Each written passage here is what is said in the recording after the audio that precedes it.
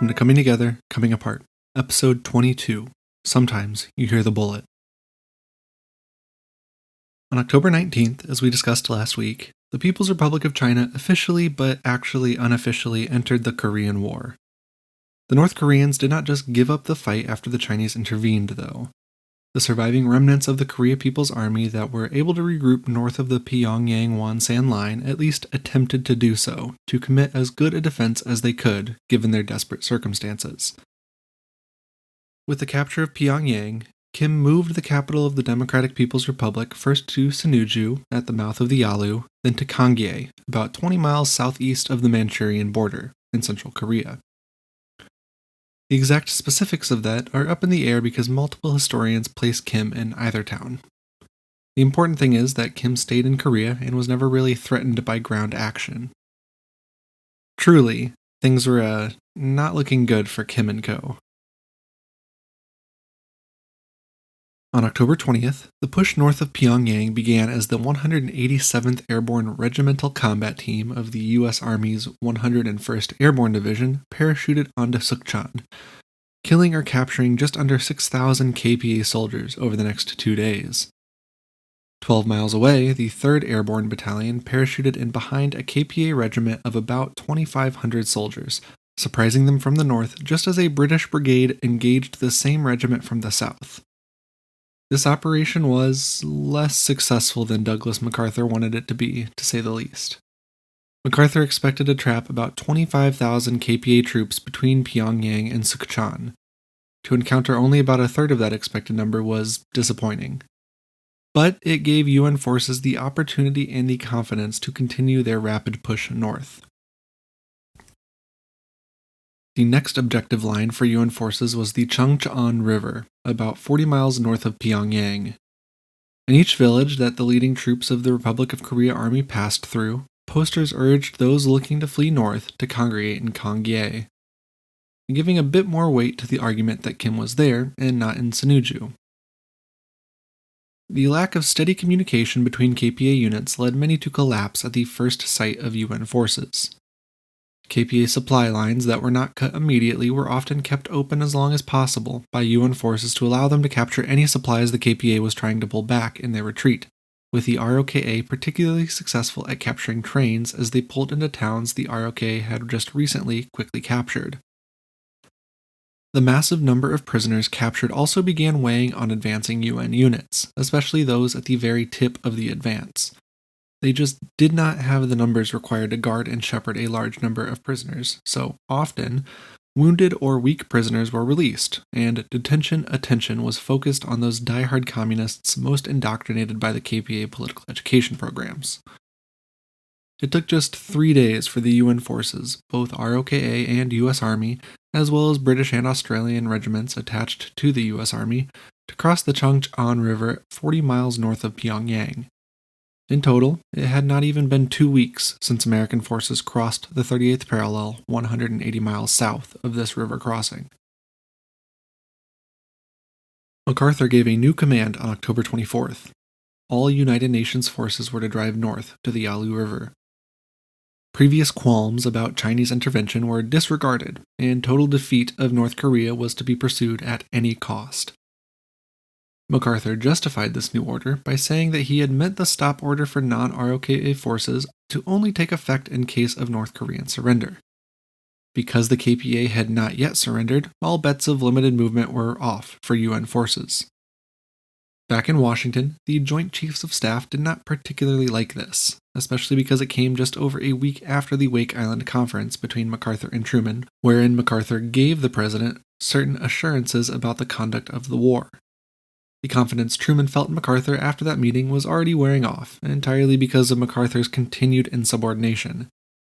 But Truman could not yet do anything about it really, because 1. MacArthur was still supremely popular on the home front, and 2. Midterm elections were looming, and the Republicans looked to make big gains in the House and Senate because of their more ardent anti-communism. Truman, of course, was a Democrat, so having more Republicans in Congress could make things more difficult for the last 2 years of his term. Regardless of whatever qualms were felt in Washington, the situation in Korea moved too fast for anyone back home to change anything on the front line.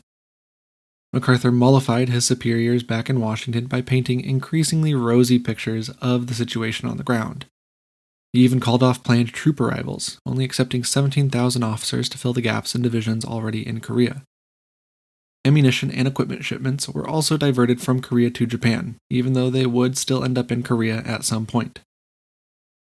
Things were looking pretty good for the Americans. General Walker, receiving MacArthur's order, ordered all units of his 8th Army above the 38th parallel to resume marching north on October 24th. This, of course, was 5 days after Chinese quote-unquote volunteer forces had entered the arena. As best as I can tell, the first contact between United Nations and Chinese People's Volunteer Army forces occurred on October 25th.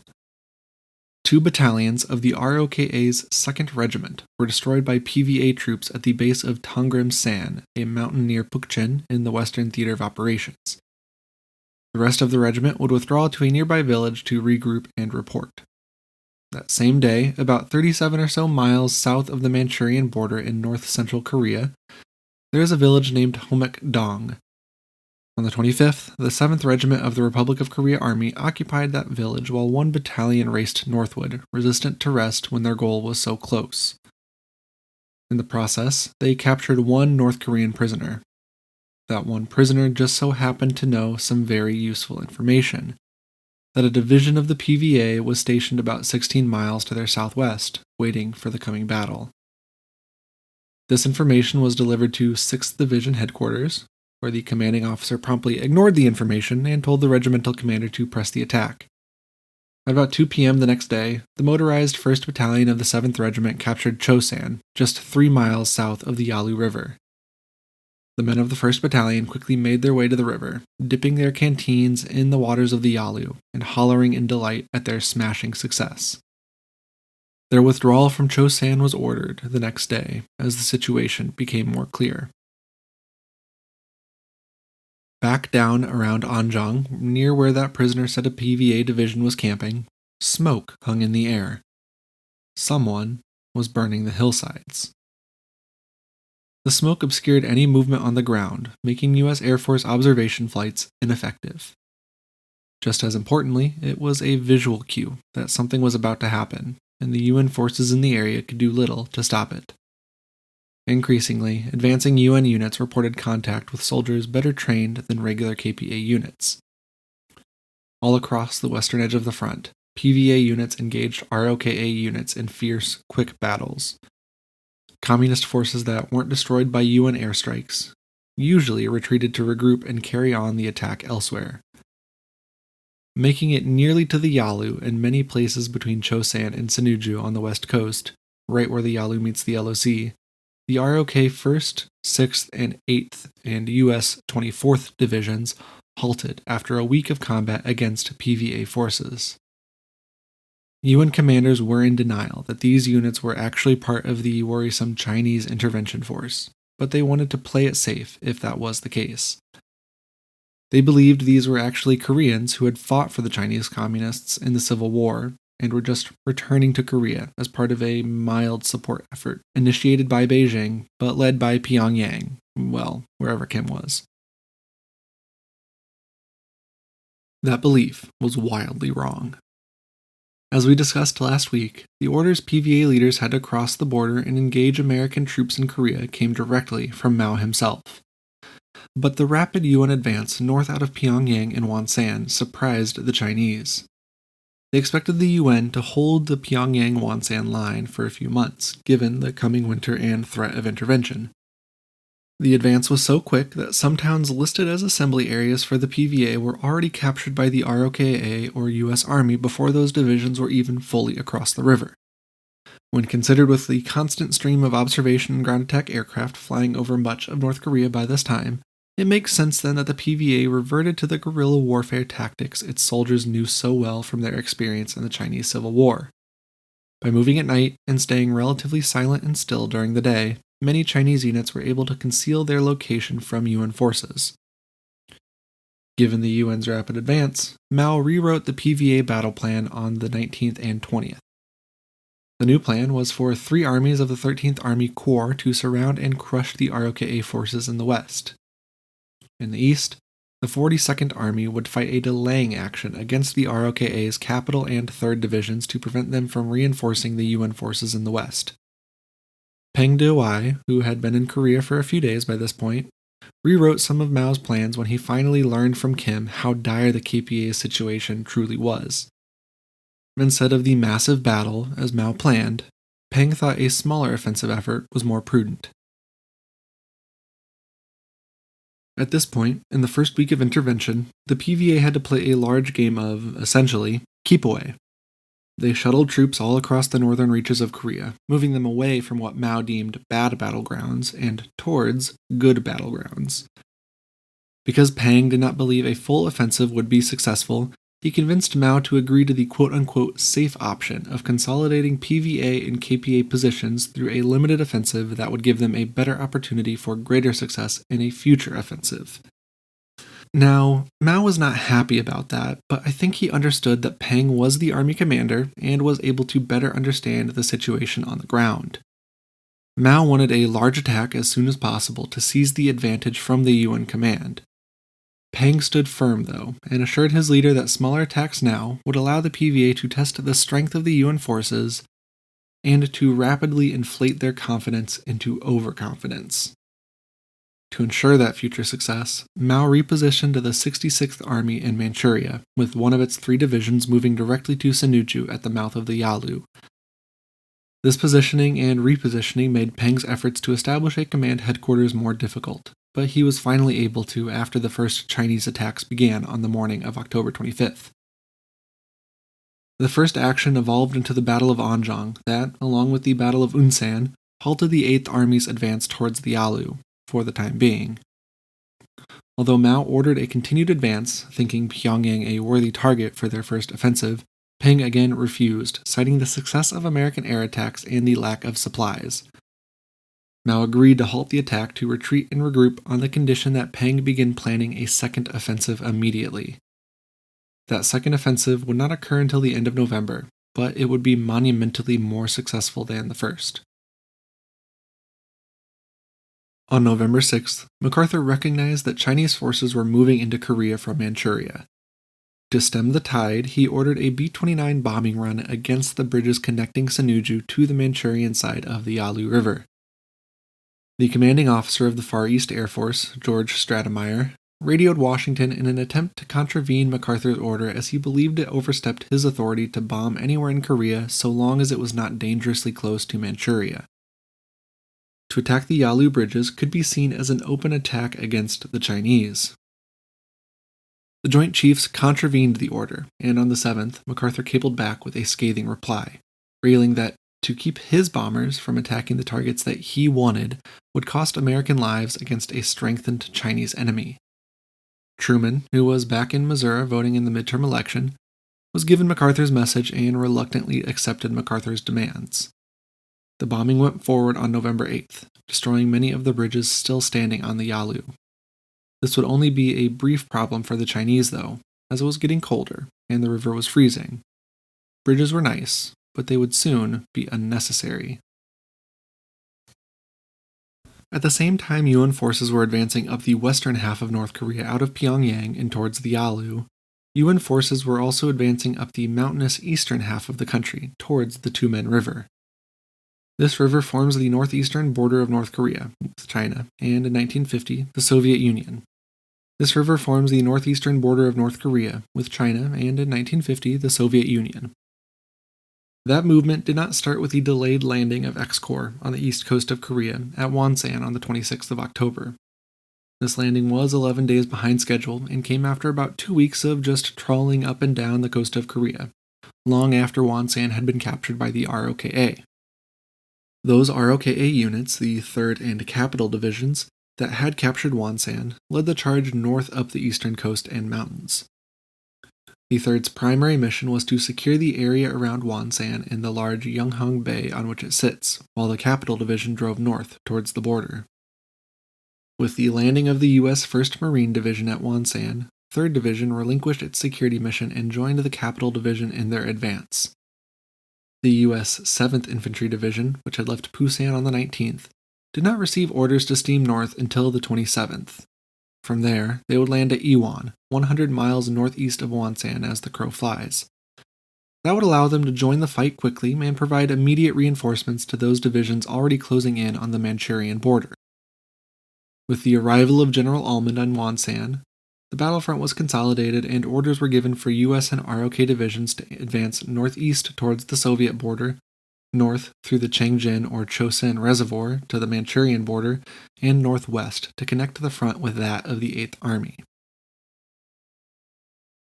As in the West, those PVA divisions that encountered UN forces in northeast Korea engaged for a short period, usually no longer than a day or two, then withdrew to stronger positions. The nature of the entirety of the PVA's first phase offensive actually was designed to draw UN forces deeper into North Korea, closer to the Manchurian border, lengthening UN supply lines. While this would feel like success for the Americans and South Koreans, it was all part of a carefully designed trap set by the Chinese commanders.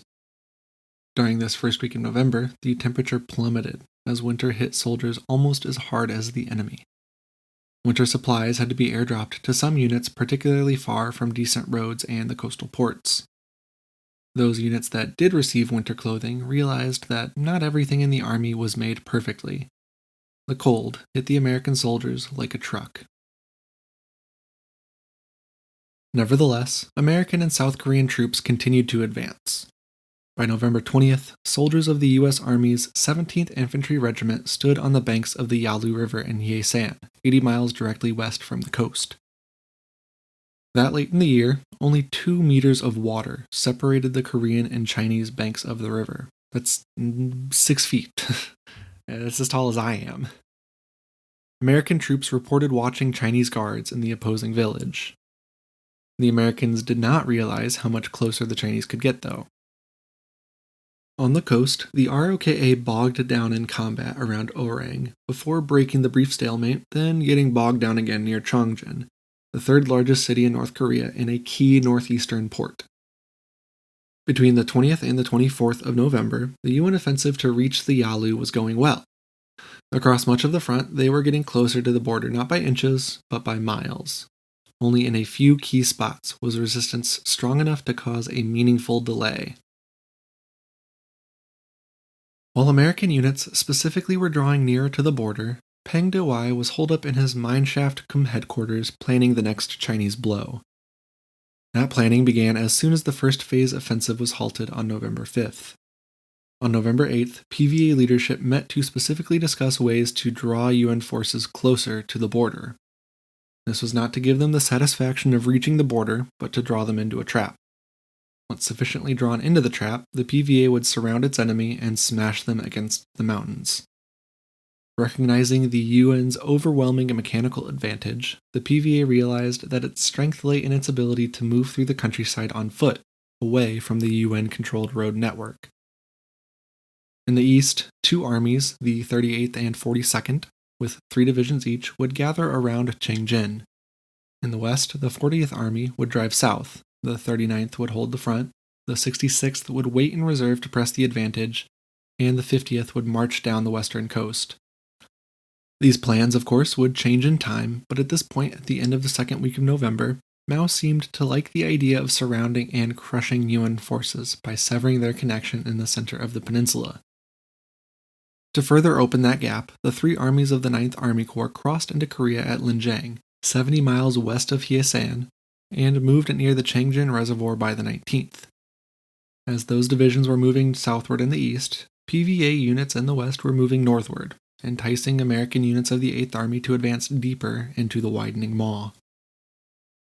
Peng sent directions to each of his division commanders to release prisoners of war with the message that the Chinese were retreating out of fear of further UN attack. On the 21st, PVA leadership met at Peng's headquarters to finalize their plans for the second phase offensive. 3 ROKA divisions in the west were to be drawn north out of Wuchang, then surrounded by the 38th and 42nd Armies. 1 division of the 42nd Army would then sweep around behind them and complete the encirclement. The 38th Army would then turn west and force the 8th Army's front back south. The 39th, 50th, and 66th Armies would now attack each flank of the 8th Army along the western sector, forcing them either back to Pyongyang or into the sea. After some tinkering from Mao, who specifically ordered the Ninth Army Corps to place a division between the U.S. Marines at Chengjin Reservoir and the most likely route of retreat, the order was sent out on the 24th, for the attack to commence the following day. On November 24th, General MacArthur began his quote-unquote home by Christmas offensive. As anyone who has studied any history of most conflicts might know, saying that an offensive is going to be the offensive that gets our soldiers home by Christmas usually doesn't go so well. Back in Tokyo, this new offensive was expected to run up against just 12 Chinese divisions, not the 30 or so that were now actually there. Thus, plans were settled for the last push north, after a nice Thanksgiving feast, of course.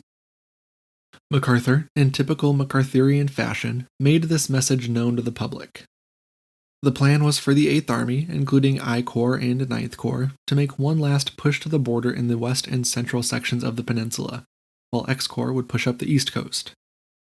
This advance would push Korean communism off the peninsula and into Manchuria for good, as long as you don't think about the guerrilla units fighting behind the front. On the morning of the 24th, MacArthur landed at Sinanju in his personal aircraft, 40 miles north of Pyongyang. This was the trip of a man confident in his own success. He met with his generals and he met with his reporters, confident that this offensive would be the one to finish the job. A small side story. During the bombardment surrounding MacArthur's trip, to distract from what was going on in Sinanju, a young man named Mao Anying, yes, that Mao, well, the son of that Mao, was killed near Pang's headquarters. This was not an intelligence masterstroke by the U.S. Air Force, it was just a matter of circumstance. The eldest Mao son would be buried alongside his comrades on North Korean soil. MacArthur's home by Christmas advance started out well, but on the second day, the 25th, large counterattacks began smashing right into the flanks of advancing UN divisions. One of those divisions, the 1st Marines, was quickly trapped around the Chengjin Reservoir by at least 8 PVA divisions. 3 days later, MacArthur ordered a full front withdrawal. The Chinese had seized the advantage. It's been a few episodes since we've discussed the title of an episode, so I just wanted to say that I specifically chose the title for today's episode as an homage to an especially poignant episode in the first season of MASH, episode 17, Sometimes You Hear the Bullet.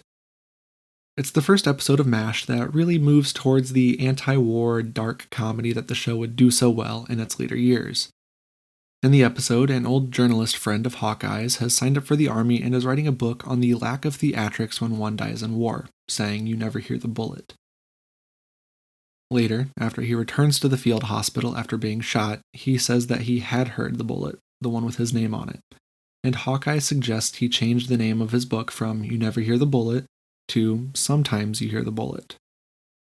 Just like that friend, so many of the young men fighting for both sides of this conflict, American, Chinese, Korean, heard the bullet that had their name on it.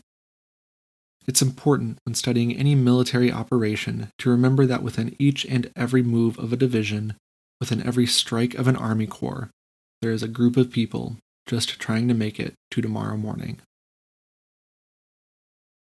And that's where we'll leave our discussion for now, as China's second phase offensive begins in an attempt to push the United Nations command back from the border. Next week, we will discuss the pitched battles fought in the east and west of the peninsula as UN forces scramble in the face of a red wave. Before we end, I want to ask for a donation. Not to me, not to the podcast, but to an organization called Urban Gateways. Urban Gateways is a Chicago-based nonprofit that connects youth with different arts programs. So your donation will help fund virtual lessons, virtual performances, and opportunities for teachers to learn ways to use the arts to connect with their students.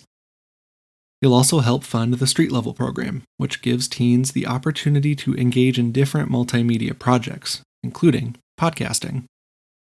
If you donate, you will have my eternal gratitude, as well as a shout out in the next episode. You can find the link to donate in the description for this episode and on our social media pages. If you're on social media, you can find me on Twitter, Instagram, and Facebook as @CTCA Podcast.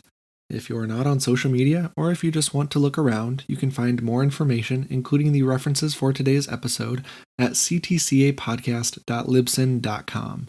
That's ctcapodcast.libsyn.com. We release new episodes every Tuesday. Please be sure to subscribe and leave a rating wherever you listen to podcasts. I am Trevor Owens, and this is Coming Together, Coming Apart. Thank you for listening, and I hope you have an enjoyable week.